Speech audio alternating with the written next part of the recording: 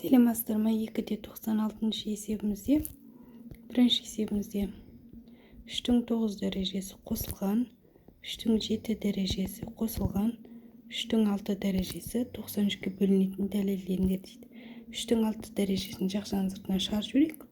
Сонда 9-дан 6-ны азайсақ 3 болады. 3-тің 3 дәрежесі қосылған, 3-тің 1 дәрежесі қалады, қосылған 1 қалады. Тең 3-тің 6 дәрежесі көбейтілген, жақшаның ішінде 27 болды. Енді оны біз мына 3-тің 6 дәрежесін былай жазуымызға болады. Тең 3-тің 5 дәрежесі көбейтілген, 3-тің 1 дәрежесі көбейтілген 27.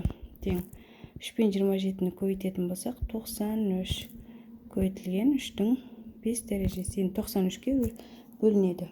Келесі екінші есебімізде 11-дің 9 дәрежесі азайтылған, 11-дің 8 дәрежесі қосылған екен, 11-дің 7 дәрежесі.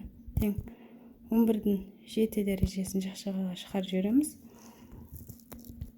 Жақшаның ішінде 11-дің 9-дан 7-ні азайсақ 2 болады. 2 азайтылған, 11-дің 1 дәрежесі қосылған 1 болды. Тең 11-дің 7 дәрежесі көбейтілген. Енді 11-дің 2 дәрежесі 121, 121-ден 11-ді азайтамыз. Яғни 3 көбейту 37. Мына жерде 111 деген сан шығады. 111-ді жазып қойын. Тең, енді тең болады. 11-дің 7 дәрежесі көбейтілген. 111-іміз 3 көбейту 37-ге тең болады. Сонда ол 37-ге бөлінеді.